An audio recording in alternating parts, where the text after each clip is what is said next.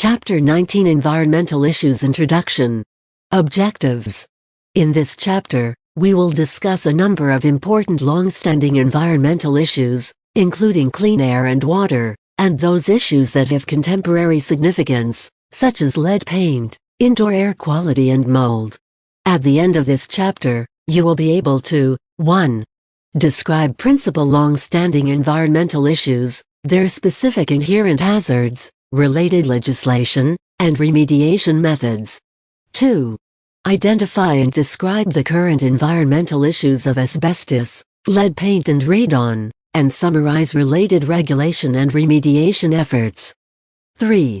Identify and describe the current environmental issues of indoor air quality, mold, formaldehyde insulation, and PCBs, and summarize related regulation and remediation efforts.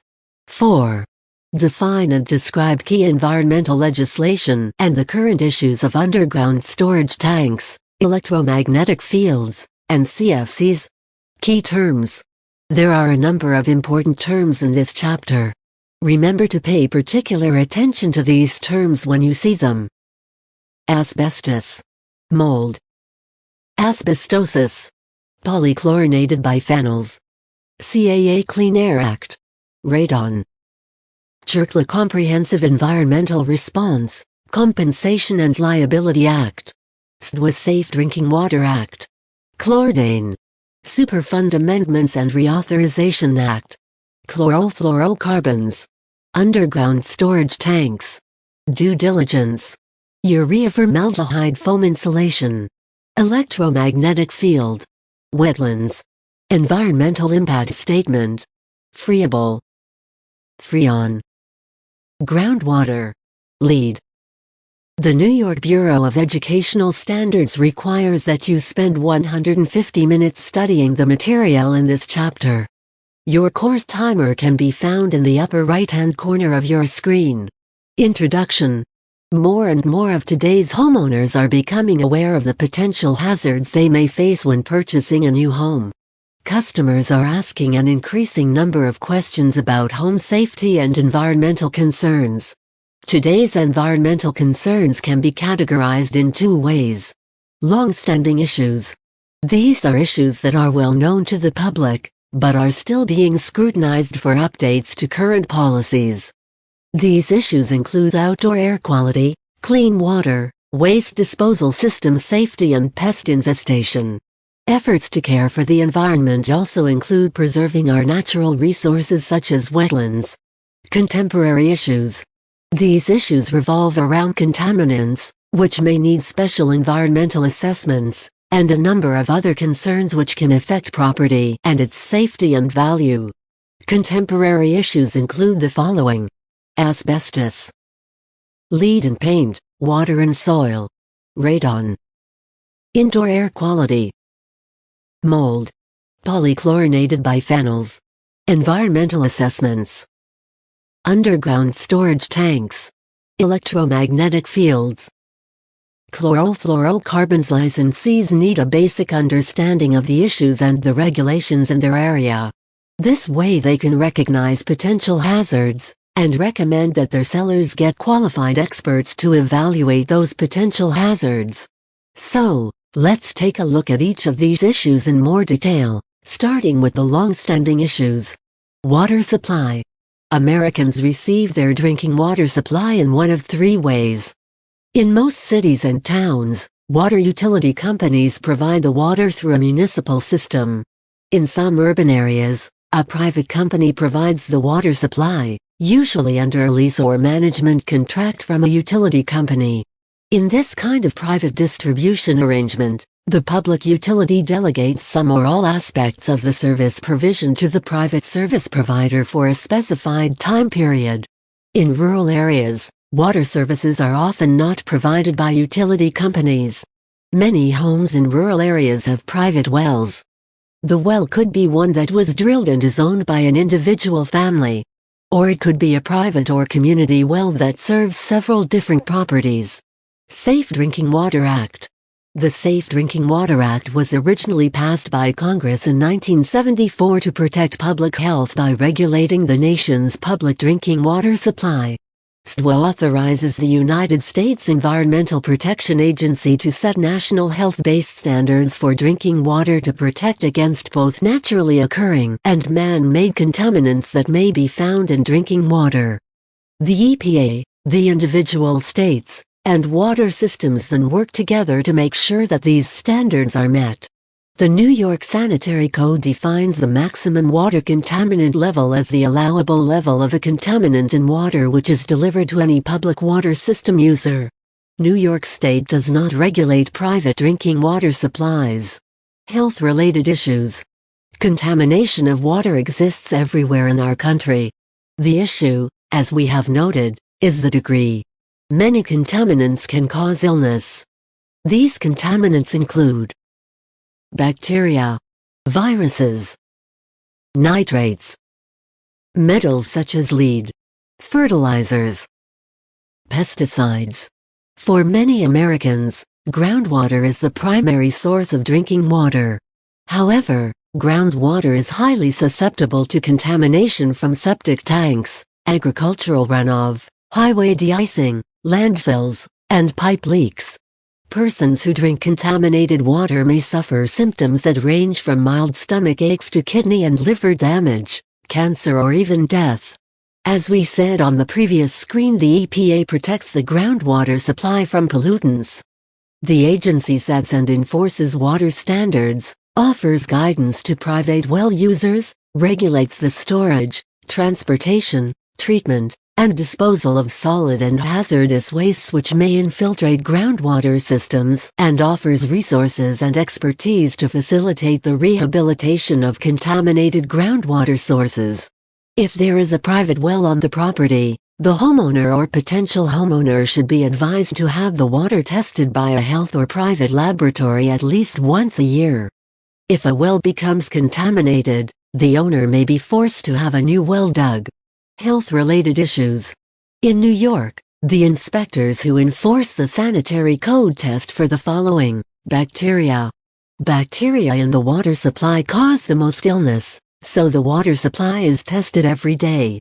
The New York Department of Health sets the acceptable contaminant level for both organic and inorganic substances present in water. Mineral content. Mineral content is checked to see that the water does contain some minerals, but not too many minerals. Water corrosiveness. Inspectors do not monitor the hardness of the drinking water. However, they do test for corrosiveness to determine the pH level and the number of minerals in the water. Alkaline water has a high pH, while more acidic water has a low pH. Soft water with a low pH is non-corrosive and has a low number of total dissolved substances, the number of minerals dissolved in the water. Hard water has a high pH and a large number of TDS and is considered corrosive. A major concern in drinking water is that highly corrosive water may have high levels of lead. In 1986, the Safe Drinking Water Act was amended to include guidelines for what level of lead or copper is acceptable in the water supply. Testing and remediation.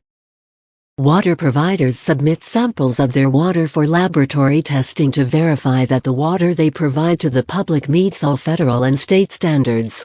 How often and where samples are taken varies from system to system and contaminant to contaminant.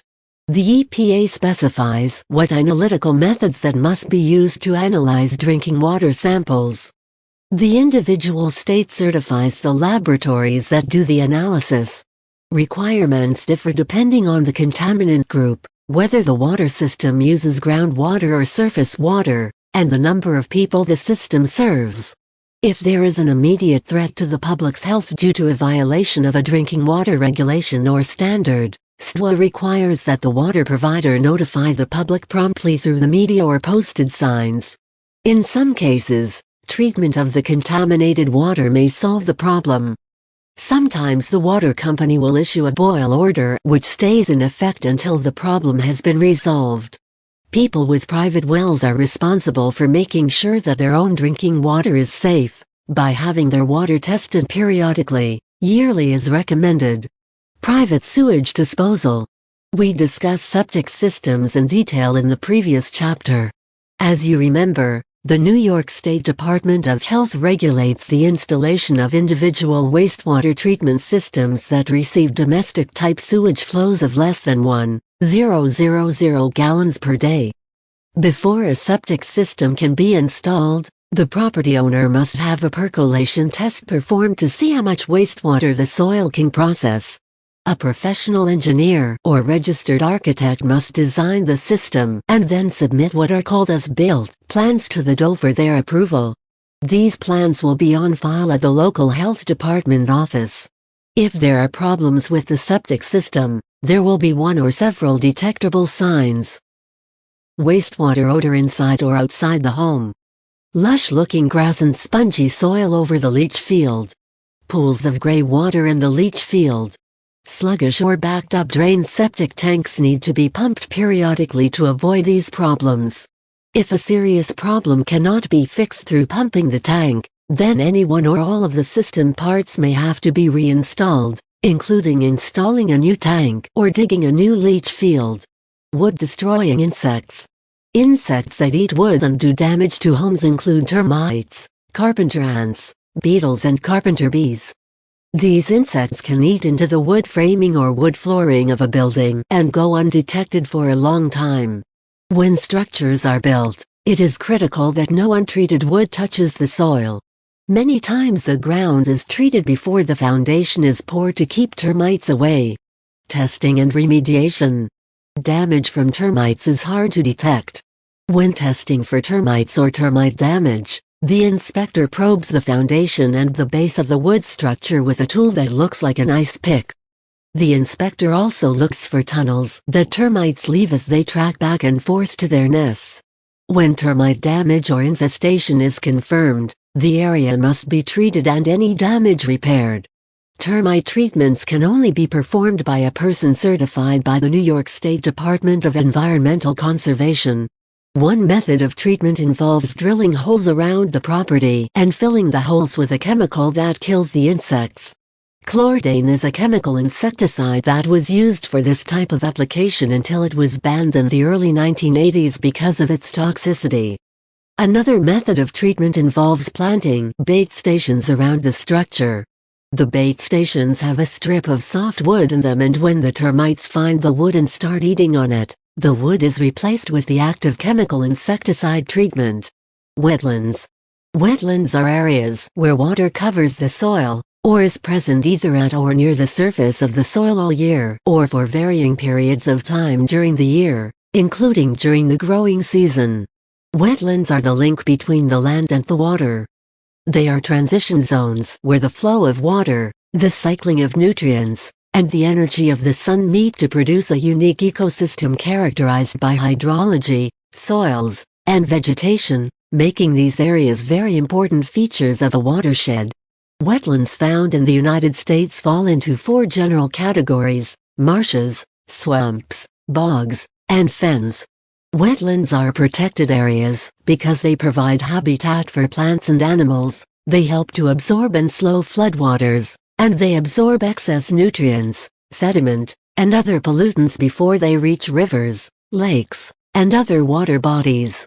Wetlands are also great spots for fishing, canoeing, hiking, and birdwatching, and they make wonderful outdoor classrooms for people of all ages. In New York, wetlands are protected by the Freshwater Wetlands Act of 1975. The New York State Department of Environmental Conservation is the agency that oversees wetland protection. Wetlands protected by this act must be at least 12.4 acres, or if they are smaller, they must be wetlands of unusual appearance. A buffer zone of 100 feet outside the wetland is also a protected area. Check your understanding. Print this screen, answer the questions, and then advance to the next screen to see the answers. 1. Why was the Safe Drinking Water Act passed originally? 2. What kinds of symptoms could result from drinking contaminated water? 3. What do the inspectors who enforce the sanitary code test for? 4. What chemical pesticide was banned in the 1980s? Check your understanding. Answers 1. Why was the Safe Drinking Water Act passed originally? To protect public health by regulating the nation's public drinking water supply. 2.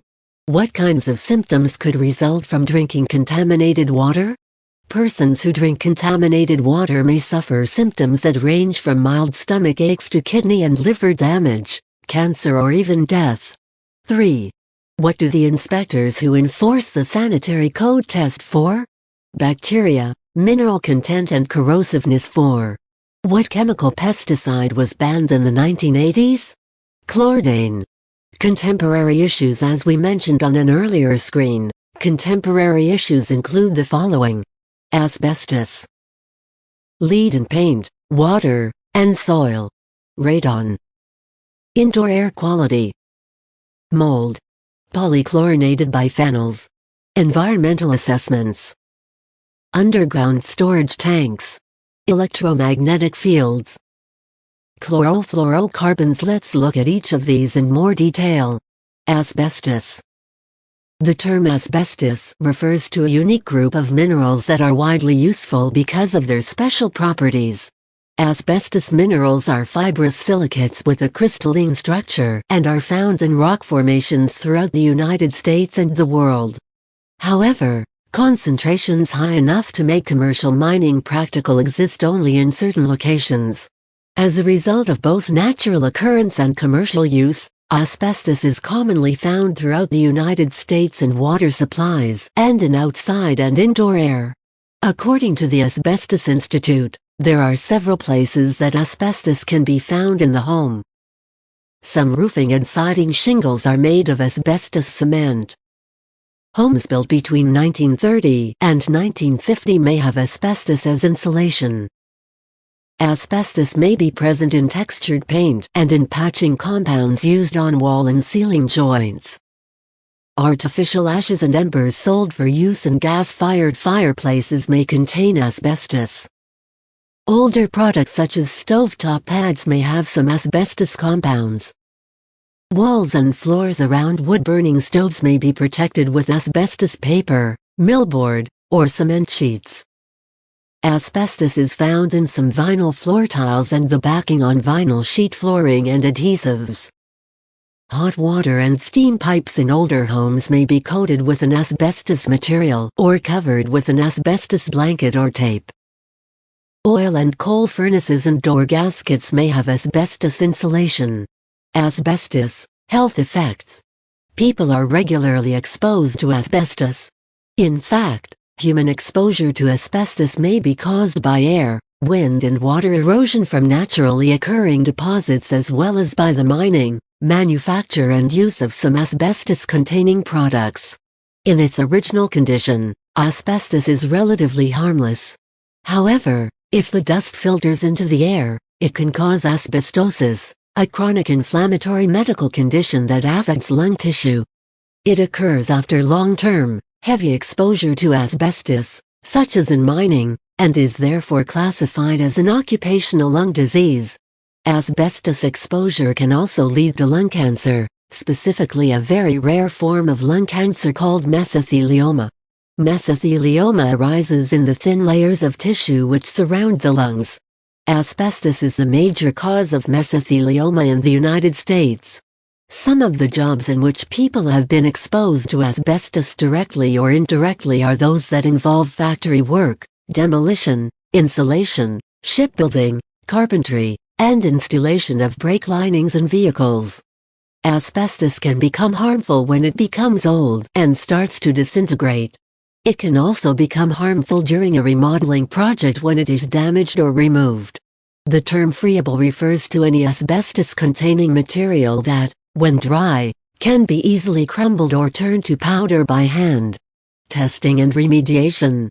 Persons who do asbestos testing must get accredited or licensed by taking EPA or New York State-approved training courses.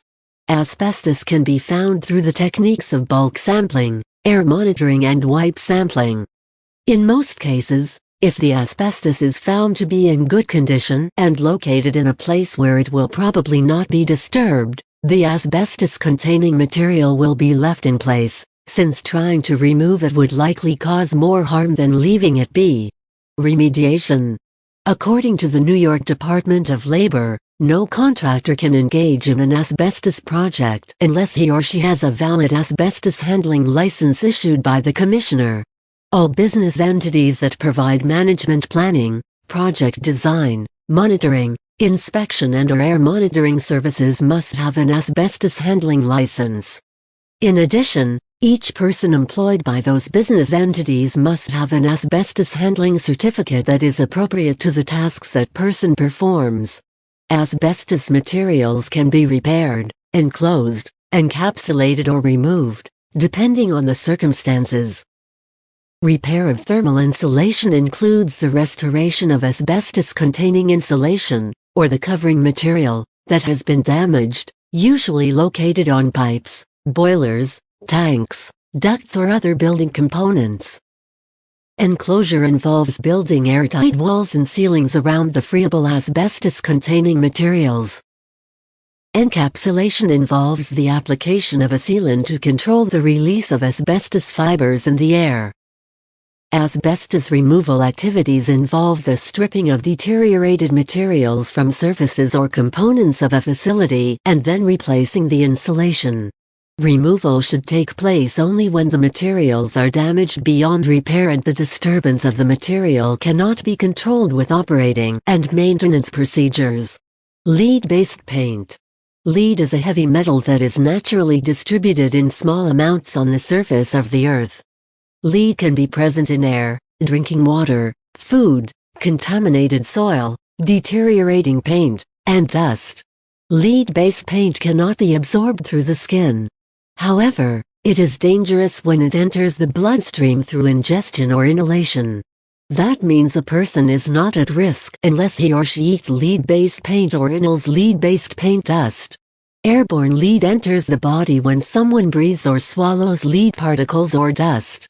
Unfortunately, before it was found to be so dangerous, lead was used in paint, gasoline, water pipes, and many other products. Health effects. Lead is known to cause difficulties during pregnancy, reproductive problems in women and men, high blood pressure, and muscle and joint pain. Other health problems that have been seen include memory problems, seizures, confusion, clumsiness, changes in behavior, severe abdominal pain, constipation, kidney failure. In children, studies have shown that lead alters the development of growing brain cells. Also, children are more likely to show adverse health effects at much lower levels of exposure than adults. Lead-based paint testing. The Environmental Protection Agency and the Department of Housing and Urban Development say that approximately 75% of homes built before 1978 contain some lead-based paint. Although when it is properly maintained and managed, this paint poses little risk, there are still an estimated 1.7 million children with blood lead levels above safe limits, mostly due to exposure to lead-based paint hazards. The U.S. government and many states have regulations regarding lead-based paint. Many of them apply to evaluating a property for lead-based paint. There are two different testing procedures that are similar but yield different information. Lead-based paint inspections will evaluate all painted surfaces in a complex to determine where lead-based paint, if any, is present. The procedures for lead inspections are outlined by HUD. A lead-based paint risk assessment tests only deteriorated painted surfaces. Dust wipe samples are also collected. This information will help the risk assessor determine if there are any lead hazards. Many property owners decide to get a combination of both tests to determine where on the property lead-based paint is present, as well as what hazards exist. If a child is found to have been poisoned in a property, the owner may be required to perform abatement. Lead-based paint remediation. If the lead-based paint is in good condition, it can be left undisturbed. However, it's important to note that in most cases children do not eat lead-based paint chips. In most cases, lead is ingested through normal hand-to-mouth contact during which children swallow lead dust that has been dislodged from deteriorated paint or during remodeling or painting.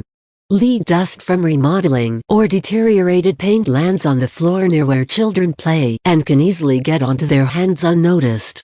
Lead-based paint can be properly dealt with by repainting before chipping or peeling occurs. Homeowners are encouraged to carefully stabilize any deteriorated paint in a lead-safe manner. Working in a lead-safe manner means avoiding dry sanding, dry scraping, removing paint by torching or burning, using heat guns over 1100 degrees Fahrenheit, machine sanding or grinding without a HEPA-filtered dust collector or a HEPA-filtered vacuum cleaner. Once the paint has been properly stabilized, the owner can repaint with new paint that is designed for household use or can cover the paint with wallpaper. Lead in water. The Safe Drinking Water Act we discussed earlier established a maximum contamination level for lead in drinking water. Amendments to the Act in 1986 banned the use of materials that contain lead in public water systems and in homes that are connected to public water systems. Lead-based paint. Disclosures. The Residential Lead-Based Paint Hazard Reduction Act of 1992 set procedures for disclosing the presence of lead-based paint when selling properties built before 1978. HUD. The EPA released rules to implement section of the Act in 1996. These regulations require that home sellers provide lead disclosures to home buyers who are purchasing a home built before 1978. According to the regulations, sellers must disclose in writing any information about known lead paint in the home. If sellers have performed lead tests, they must share the test results. Sales or lease contracts must give buyers or lessors up to 10 days to check for lead hazards. Home buyers or lessors are not required to test for lead, but they must be given the opportunity to do so. This information may be contained in a special addendum attached to the contract. Home sellers or real estate agents must give home buyers or lessors a copy of the EPA publication Protect Your Family from Lead in Your Home. Click here to open and print Protect Your Family from Lead in Your Home. Lead-based paint. Disclosures. Real estate agents who take listings of homes built prior to 1978 must have their sellers fill out a disclosure form about their knowledge or lack of knowledge about the presence of lead-based paint in the home. When the buyers submit a purchase offer, they receive a copy of the form which they also must sign. Click here to open and print the lead-based paint disclosure form. As you can see, the form is divided into several sections. The seller's disclosure section is where the sellers check whether or not they have any knowledge of the presence of lead-based paint in the home.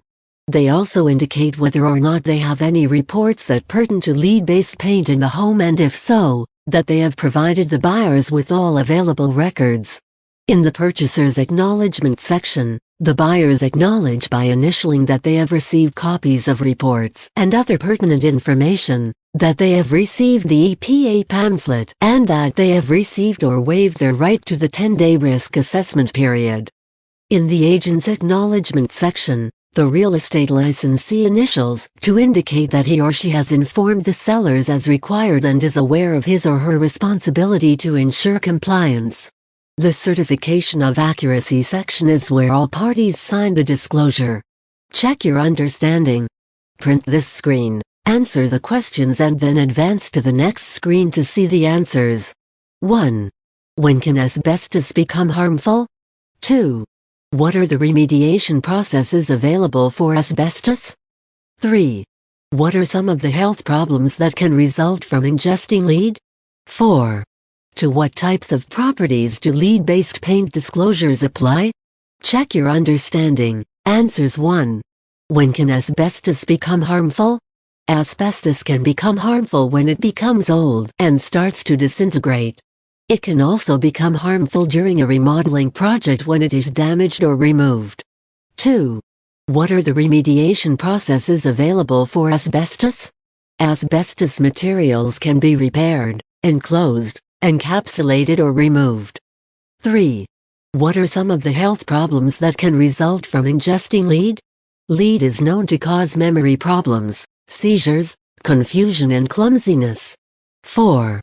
To what types of properties do lead-based paint disclosures apply?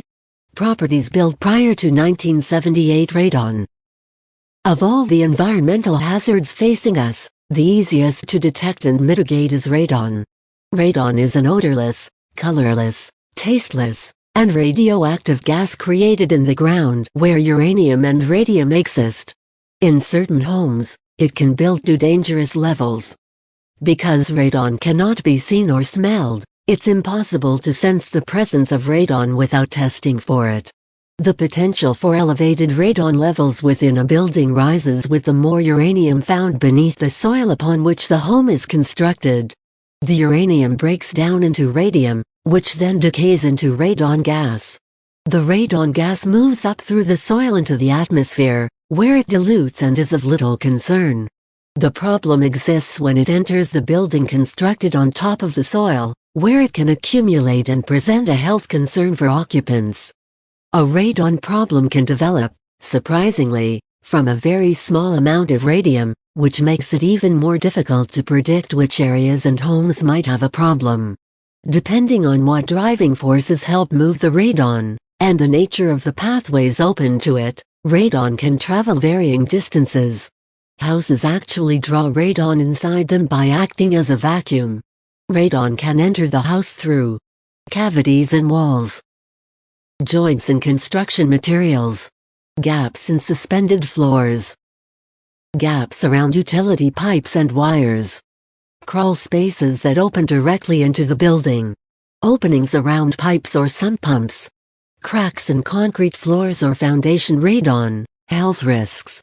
Studies have shown that the health risks of radon are greater than those posed by other environmental problems, including hazardous waste sites and pesticides on food. Radon is estimated to cause thousands of deaths each year, because by breathing radon, people can get lung cancer. The Surgeon General has warned that radon is the second leading cause of lung cancer in the United States today and is therefore a serious public health problem. A person's risk of developing lung cancer from exposure to radon depends on both the concentration of the radon and the length of time during which he or she was exposed to it. Exposure to a slightly elevated radon level for a longer time may present a greater risk of developing lung cancer than the exposure to a significantly elevated level for a shorter time. A person's risk of developing lung cancer increases as the level of radon and the length of exposure increase. Radon testing. Radon can be detected by testing for it. Any homeowner can test for radon gas in his or her home simply and easily. Or the homeowner can hire a professional company to perform a test. Radon tests can be short-term, on average from 2-7 days. A short-term test is appropriate for first-time users or for a home under a purchase and sale contract. Radon tests can also be long-term, about 90 days to 1 year. These tests are appropriate for homeowners who have had a previous radon test and who want to know their year-round average. A variety of testing methods are available. Charcoal canisters. These devices absorb radon or its products onto the charcoal. In the laboratory, the radioactive particles emitted from the charcoal are counted. These devices are passive and can be used by a homeowner. Electric ion chambers. These devices have a Teflon disc, which is statically charged. When an ion generated from radon decay strikes the Teflon disc, the electrical charge is reduced. In the laboratory, the charge reduction is measured and the radon level is calculated. These devices are also passive and can be used by a homeowner.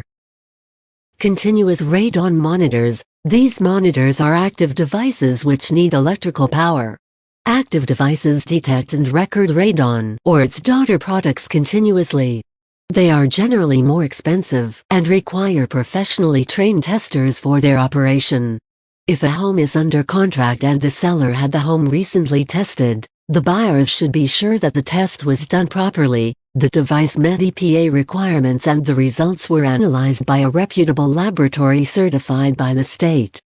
Potential buyers will have to make a decision to accept those results from the seller or perform another test. Radon remediation. Often, simple solutions such as the use of underground pipes and an exhaust fan can be used to reduce radon. These systems are called sub-slab depressurization and do not require major changes to the home.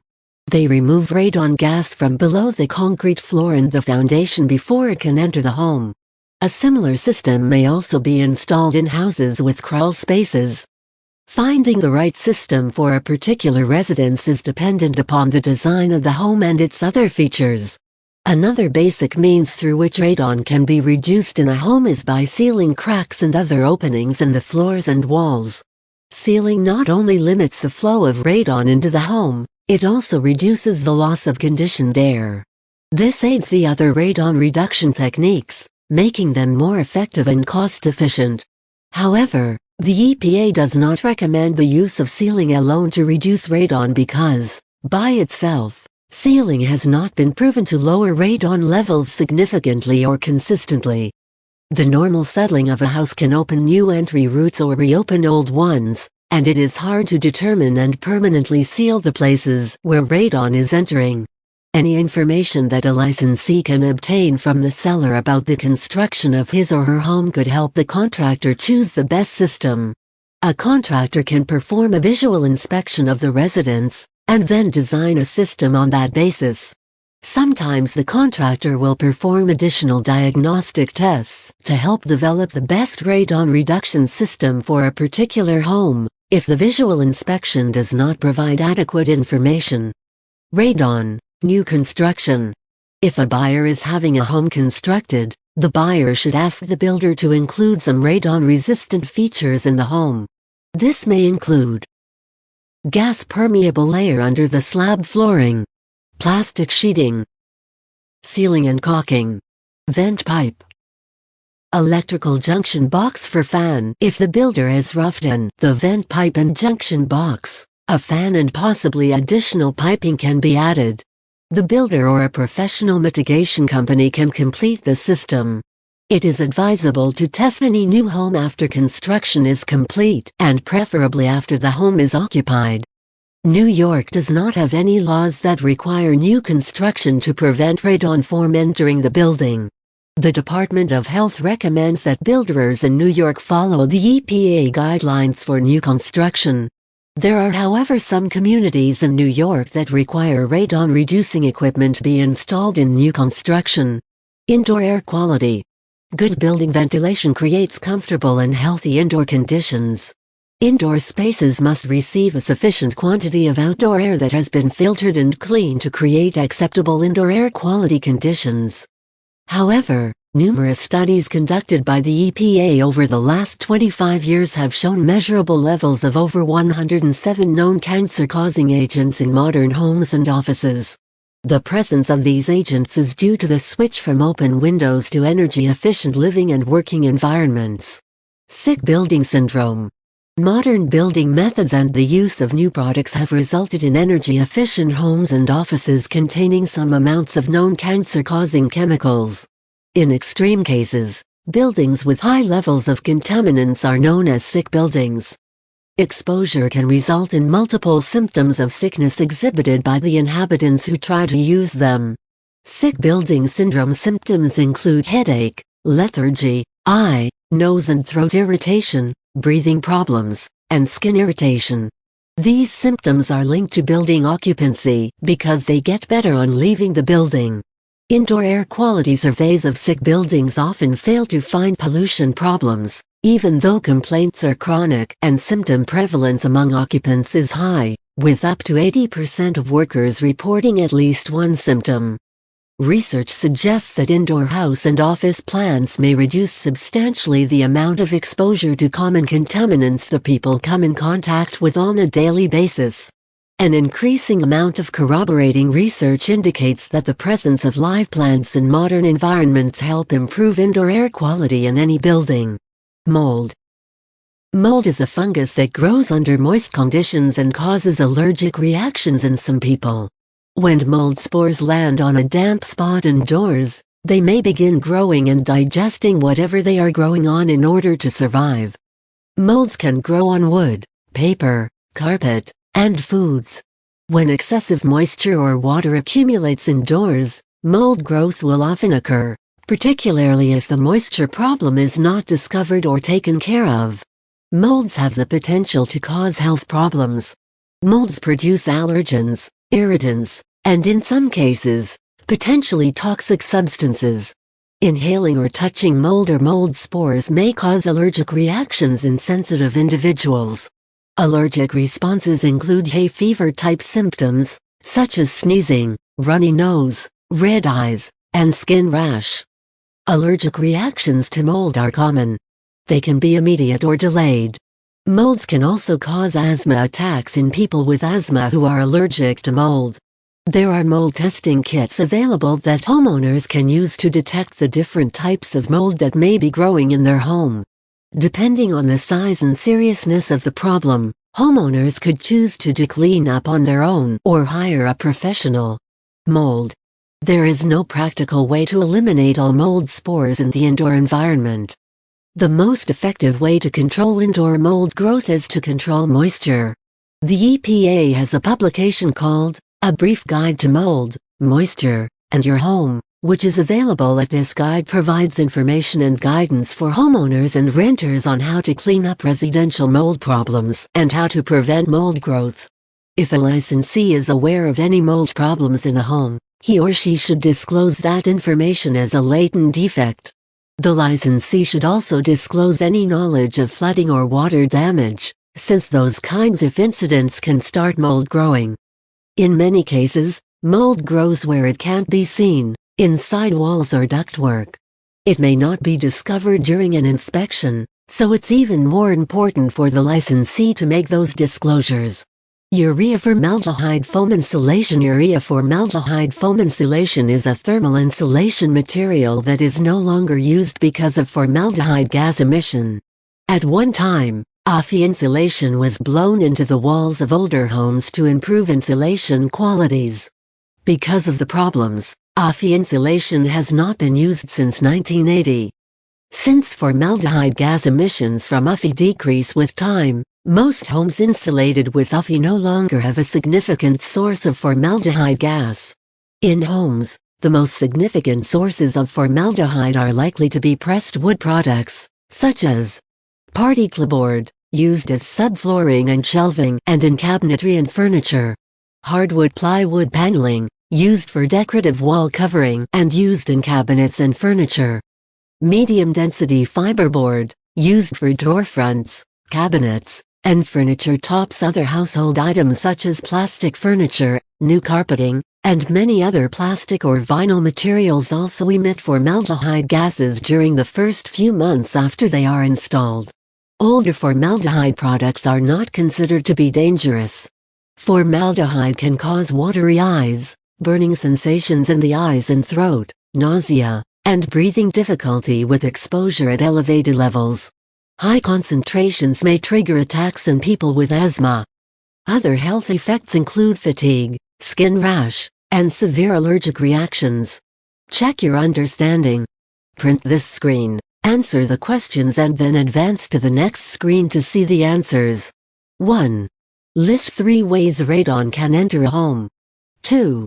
How can the presence of radon in a home be reduced? 3. What are sick buildings and what are the health symptoms of sick building syndrome? 4. What is AFI and why is it no longer used? Check your understanding. Answers 1. List 3 ways radon can enter a home. Radon can enter a home through cavities in walls, joints in construction materials, gaps in suspended floors. 2. How can the presence of radon in a home be reduced? The use of underground pipes and an exhaust fan can be used to reduce radon. Another way to reduce radon is by sealing cracks and other openings in the floors and walls. 3. What are sick buildings and what are the health symptoms of sick building syndrome? Buildings with high levels of contaminants are known as sick buildings. Sick building syndrome symptoms include headache, lethargy, eye, nose and throat irritation, breathing problems, and skin irritation. 4. What is AFI and why is it no longer used? Urea formaldehyde foam insulation is a thermal insulation material that is no longer used because of formaldehyde gas emission. Polychlorinated biphenyls. Polychlorinated biphenyls are mixtures of synthetic organic chemicals with the same basic chemical structure and similar physical properties ranging from oily liquids to waxy solids. In 1976, PCBs led Congress to enact a section of the Toxic Substances Control Act in which prohibitions on the manufacture, processing, and distribution in commerce of PCBs were mandated. Thus, SCA legislated true cradle-to-grave management of PCBs in the United States.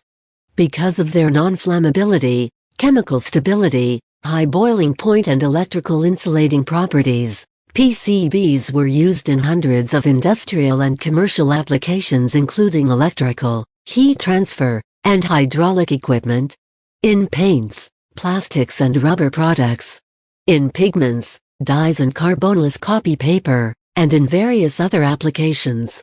In fact, more than 1.5 billion pounds of PCBs were manufactured in the United States prior to 1977, when they were no longer produced. PCBs have been shown to cause a variety of adverse health effects. They have been shown to cause cancer in animals, as well as a number of serious non-cancer health effects in animals, including effects on the immune system, reproductive system, nervous system, and endocrine system. Studies in humans also provide supportive evidence for potential carcinogenic and non-carcinogenic effects of PCBs. Testing and remediation.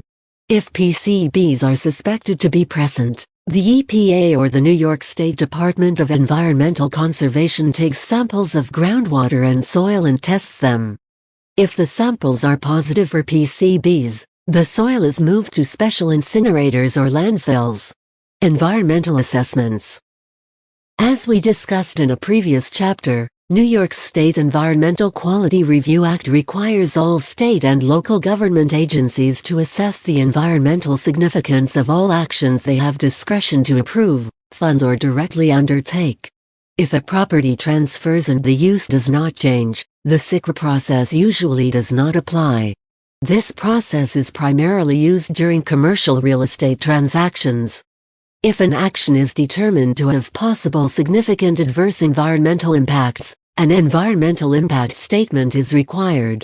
The environmental assessment could consist of up to 4 phases. During Phase 1, an investigation will be performed. This assessment is done by an environmental professional to determine if in fact there are hazardous substances present on the property. The investigator will review all of the past history of ownership and uses of the property, examine any recorded environmental cleanup liens, look at records of sites where there has been a release of toxic substances, and do a visual site inspection of the property. If Phase 1 discloses the presence or release of hazardous substances, then a Phase 2 confirmation will take place. This phase is a testing and evaluation phase. If the contamination is confirmed, a Phase 3 remediation will take place. This cleanup activity may involve state, federal and private organizations. Phase 4 will involve the ongoing management of the hazards, including periodic monitoring and remediation of any future problems. Comprehensive environmental response, compensation, and liability act. The Comprehensive Environmental Response, Compensation, and Liability Act created a tax on the chemical and petroleum industries and provided broad federal authority to respond directly to releases or threatened releases of hazardous substances that may endanger public health or the environment. CFCs is best known for its creation of the Superfund. The Superfund Amendments and Reauthorization Act of 1986 expanded the definition of the individuals who would be responsible for cleanup costs. The principal purpose for the Superfund is to clean up hazardous waste dumps and to respond to spills of hazardous materials. CFCs provides the EPA with the means to respond promptly and effectively in the case of environmental contamination.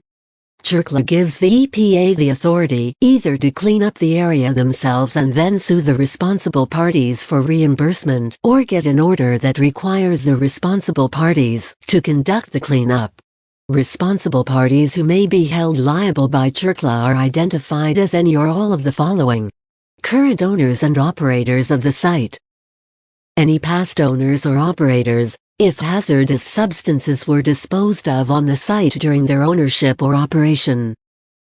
Parties that arranged for the disposal or treatment of hazardous substances at the site.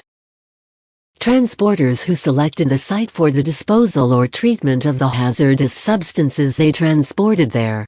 CFCs.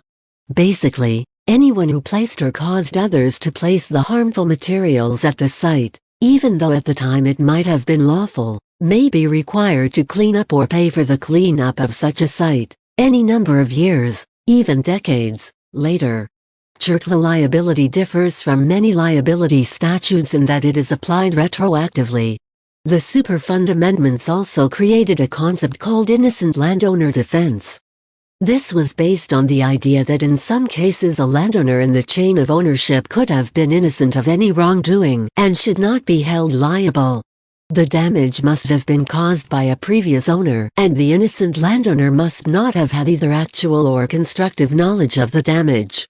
In addition, the innocent landowner must show that due diligence was done on the property at the time he or she purchased the land. In other words, he or she did the proper research to make sure that there was no damage to the property. Underground storage tanks. An underground storage tank system is a tank that has at least 10% of its combined volume underground. These storage tanks are found not only at commercial or industrial sites, but also in residential areas. Even though most use today are at gas stations for the storage of gasoline, some manufacturing sites use underground storage for their toxic liquids. And some older homes in residential areas have underground tanks to store fuel oil for heating. Why be concerned about ouse? Until the mid-1980s, most ouse were made of bare steel, which is likely to corrode over time and allow the contents to leak into the environment. Faulty installation or inadequate operation and maintenance procedures also can cause these tanks to release their contents into the environment. The greatest potential hazard from a leaking ouse is that the petroleum or other hazardous substance can seep into the soil and contaminate groundwater. A leaking ouse can also present other health and environmental risks, including the potential for fire and explosion. Underground storage tanks. The New York State Department of Environmental Conservation does regulate the storage of chemicals and petroleum products in both underground and above-ground storage tanks. New York follows the regulations that are set out by the federal government and overseen by the EPA. Most places that store these products are commercial or industrial sites. DEC sets standard for how the products must be stored and handled. The owners of these tanks must register with the DEC, pay a fee, give the DEC information about the site and state what kind of product is stored in the tank. The EPA requires that any sites contaminated by a ouse must be cleaned up. Also, ouse owners are responsible for periodic tests on the tank to check for leakage, since as tanks age, they become more susceptible to damage from corrosion. As we said in a previous chapter, the Department of Environmental Conservation does not regulate underground storage tanks or above-ground storage tanks that are less than 100 gallons. This would include most residential heating oil tanks. However, homeowners are not exempt from reporting leaks and spills and arranging for cleanup and/or repair when they occur. Most tanks have a life expectancy of 10 to 15 years without problems. If problems occur with a tank older than 15 years, the tank should be removed or properly closed down. Electromagnetic fields. Electric and magnetic fields, also known as electromagnetic fields or EMFs, are invisible lines of force that surround any electrical device. They can be caused by power lines, electrical wiring and appliances, which produce electric and magnetic fields. Electric and magnetic fields have different properties and possibly different ways of causing biological effects. Even though electric fields are shielded or weakened by conducting objects, magnetic fields are not. While electric fields over 20 kV per meter will cause a tingling sensation, magnetic fields are not felt. Electromagnetic fields are yet another invisible hazard. Yet perhaps one that is easier to fathom. After all, we can see what microwave frequencies do to a cup of coffee, and we can observe the static present in the atmosphere during a thunderstorm. These are examples of EMFs. There are no laws currently that regulate EMF emissions. The recommended course of action at present is prudent avoidance. This means that the wisest choice, at present, is to pursue no-cost or minimal-cost strategies that reduce exposure to EMFs. Major investment in minimization strategies is not considered prudent, while there is still a lack of adequate understanding about what is or is not safe. Electromagnetic fields. Health effects. There continues to be a great deal of scientific exploration into possible health impacts from electromagnetic fields. Several studies do indicate that health risks exist. However, there is little concurrence as to why the risks are present. One draft study by the EPA, which reviewed 50 epidemiological studies and hundreds of biological studies, acknowledged that low-level electromagnetic fields may increase the risk of cancer. However, the study indicated the need for additional research into understanding the risk components and exposure levels. Some might think that if EMFs promote cancer, the increasing use of electricity would have caused a corresponding rise in cancer rates. However, this is not necessarily accurate, say experts. Even though electrical use has grown over the years, EMF exposures have probably not increased in the same way. In some cases, changes in the way that buildings are wired and in the way electrical appliances are made have resulted in lower magnetic field levels. Also, the rates for various types of cancer have shown both increases and decreases through the years. Electromagnetic fields. Remediation. Both electric and magnetic fields do weaken with increasing distance from the source. It is for this reason that a primary strategy is to increase the distance between sources of EMFs and parts of the home where people spend the most time. Reducing the sources of EMFs can also be accomplished to a limited extent. Here are some additional hints for lowering EMFs in a house. Place electric meters and sub-panels on walls of spaces where occupants spend the least time. Both sides of the wall should be in low-usage regions, since EMFs are not blocked by walls. Keep heater air conditioner blowers away from high-usage areas of the house. Do not locate first-floor fluorescent ceiling fixtures under second-floor areas of high use at floor level. Look at the overhead secondary service wire or the underground secondary service trench in a little-used area of the yard. Locate the wiring in the walls, floor, and ceiling away from high-use areas of the home. If practical, run wires under the roof and drop them down through the walls to reach switches and outlets. Locate kitchen appliances on a wall away from high-use areas that may adjoin the kitchen, such as bedrooms or living rooms. Chlorofluorocarbons. Chlorofluorocarbons are organic compounds that contain carbon, chlorine, and fluorine atoms. CFCs are highly effective refrigerants that were developed to fill the pressing need to eliminate toxic and flammable substances, such as sulfur dioxide and ammonia, in refrigeration units and air conditioners. The most common commercial CFCs are marketed under the trade name Freon. Commercial CFCs are non-flammable, non-corrosive, non-toxic, and odorless, and their vapor pressures and heats of vaporization made them very suitable for refrigeration applications. Most car air conditioners use CFCs for cooling.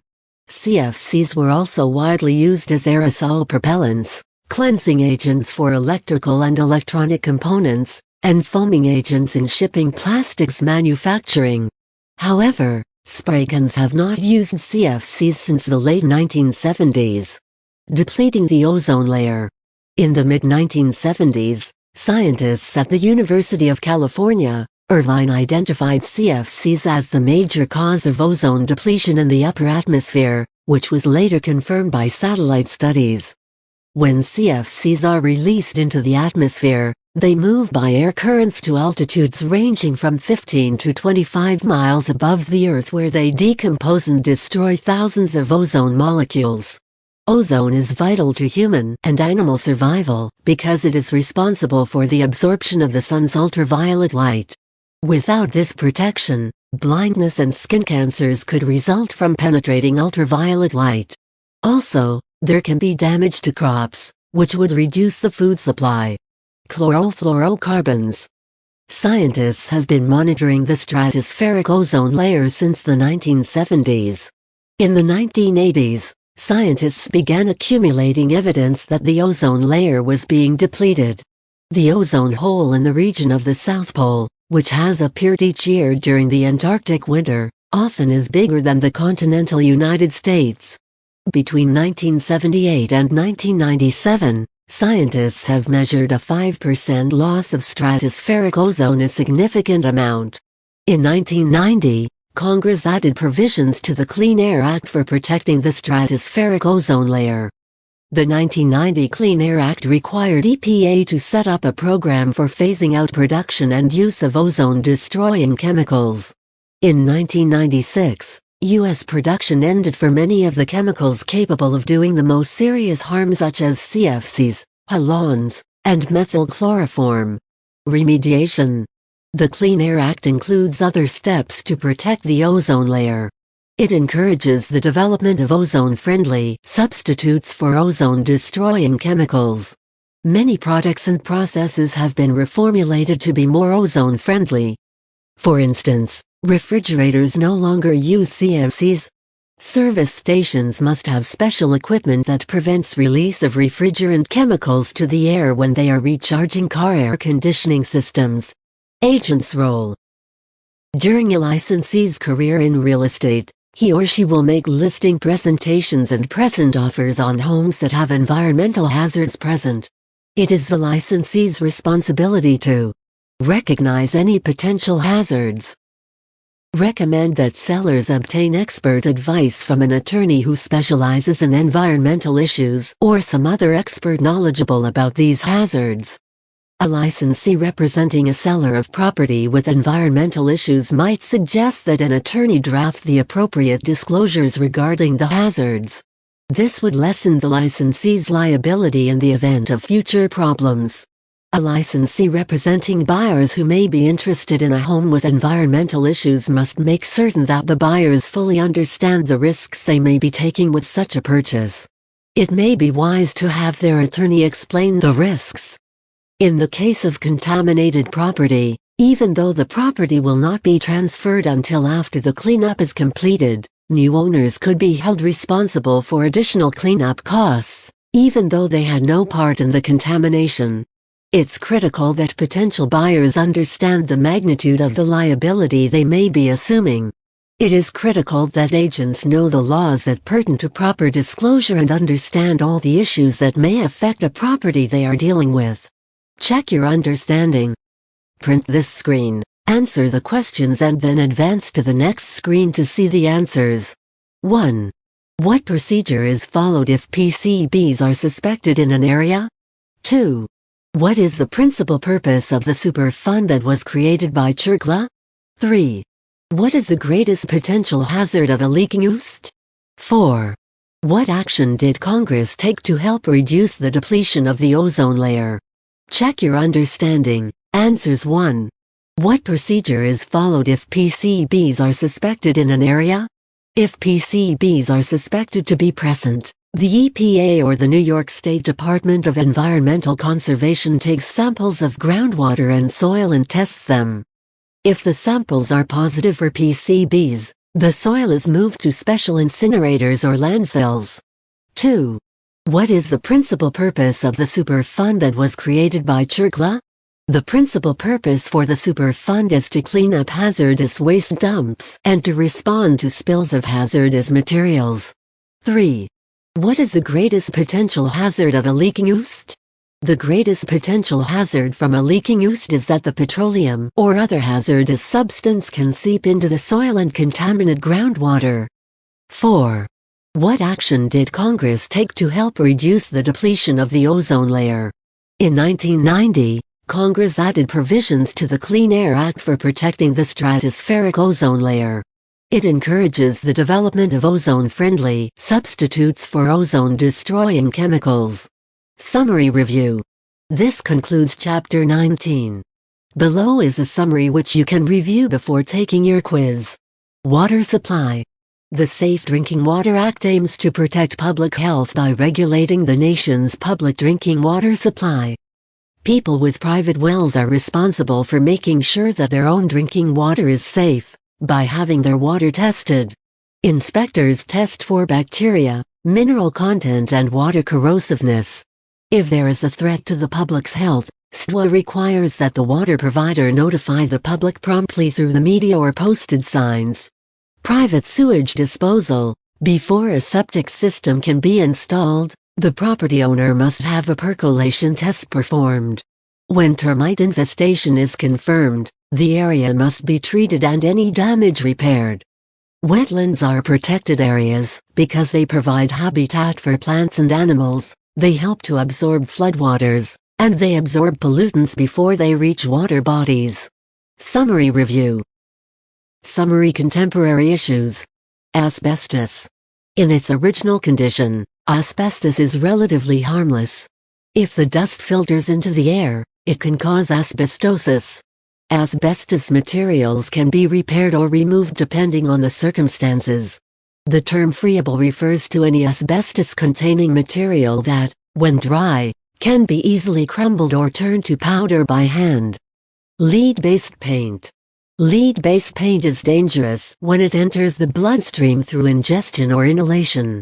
Lead is known to cause difficulties during pregnancy, reproductive problems in women and men, high blood pressure, and muscle and joint pain. Sellers must disclose in writing any information about known lead paint in the home. Contracts must give buyers up to 10 days to check for lead hazards. Sellers or agents must give a copy of Protect Your Family from Lead in your home. Testing, lead-based paint inspections and risk assessment. Summary review. Summary radon. An odorless, colorless, tasteless, and radioactive gas created in the ground where uranium and radium exist. The health risks are greater than those posed by other environmental problems, including hazardous waste sites and pesticides on food.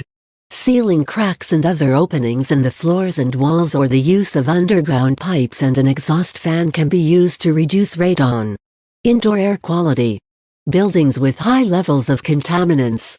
Sick building syndrome symptoms include headache, lethargy, eye, nose and throat irritation, breathing problems, and skin irritation. Mold. Fungus that grows under moist conditions and causes allergic reactions in some people. There are mold testing kits available that homeowners can use to detect the different types of mold that may be growing in their home. Summary review. Summary urea formaldehyde foam insulation thermal insulation material that is no longer used because of formaldehyde gas emission. Polychlorinated biphenyls mixtures of synthetic organic chemicals with the same basic chemical structure and similar physical properties. PCBs have been shown to cause a variety of adverse health effects, including cancer in animals. Environmental assessments. If an action is determined to have possible significant adverse environmental impacts, an environmental impact statement is required. Phase 1. An investigation will be performed. Phase 2 is a testing and evaluation. Phase 3 remediation may involve state, federal and private organizations. Phase 4 will involve the ongoing management of the hazards. Summary review. Summary CERCLA. The Comprehensive Environmental Response, Compensation, and Liability Act created a tax on the chemical and petroleum industries and provided broad federal authority to respond directly to releases of hazardous substances that may endanger public health or the environment. CERCLA liability differs from many liability statutes in that it is applied retroactively. The innocent landowner must show that due diligence was done on the property at the time he purchased the land. Summary review. Summary underground storage tanks. A tank that has at least 10% of its combined volume underground. The greatest potential hazard from a leaking UST is that hazardous substance can seep into the soil and contaminate groundwater. Electromagnetic fields. Invisible lines of force that surround any electrical device. Low-level electromagnetic fields may increase the risk of cancer. Chlorofluorocarbons. Organic compounds that contain carbon, chlorine, and fluorine atoms. CFCs have been identified as the major cause of ozone depletion in the upper atmosphere. Clean Air Act for protecting the stratospheric ozone layer. It is critical that agents know the laws that pertain to proper disclosure of environmental hazards and understand all the issues that may affect a property they are dealing with. Click here if you would like to open this summary as a PDF, which you can then print or save to your device. Chapter 19 Summary Chapter Conclusion. In this chapter, we have discussed those environmental issues that have been well-known long-standing issues. Issues that are of concern to today's homeowners. How environmental concerns are assessed. Important environmental legislation. The licensee's role in providing environmental disclosures. In the next chapter we'll discuss how property is evaluated and priced. Now it's time for your chapter quiz. Good luck! 1 of 19 Which contaminant is typically found in dangerously high levels in highly corrosive water? Lead. 2 of 19 The principal purpose for the Superfund is to clean up hazardous waste dumps and to respond to spills of hazardous materials. 3 of 19 The most effective way to control indoor mold growth is to control moisture. 4 of 19 Mixtures of synthetic organic chemicals with the same basic chemical structure and similar physical properties ranging from oily liquids to waxy solids are polychlorinated biphenyls. 5 of 19 Air can be polluted by all of the following except all of the above. 6 of 19 Which phase of an environmental assessment confirms contamination at a site? Phase 2. 7 of 19 An underground storage tank system is a tank that has at least % of its combined volume underground. 10. 8 of 19 What is a common source of lead contamination? Paint, plumbing pipes and airborne particles. 9 of 19 Which of the following is not a category of wetland and is not protected by the Freshwater Wetlands Act of 1975? A forest. 10 of 19 If a licensee is aware of any mold problems in a home, he or she should disclose that information as a latent defect. 11 of 19 Highly corrosive water often has a dangerously high level of lead. 12 of 19 If there is a private well on the property, the homeowner or potential homeowner should be advised to have the water tested by a health or private laboratory at least once a year. 13 of 19 What is a thermal insulation material that is no longer used because of formaldehyde gas emission? Urea formaldehyde foam insulation. 14 of 19 Which statement is false about sick building syndrome? The effects can be permanent, even once they do leave the property. 15 of 19 The Superfund regulates cleanup of hazardous waste dumps and spills. 16 of 19 An area that contains water at or near the surface of the soil is called all of the above. 17 of 19 Asbestos is relatively safe until what happens? It becomes dust that is released into the air. 18 of 19 To what types of properties do lead-based paint disclosures apply? To houses built before 1978. 19 of 19 Environmental laws do not regulate electromagnetic field emissions.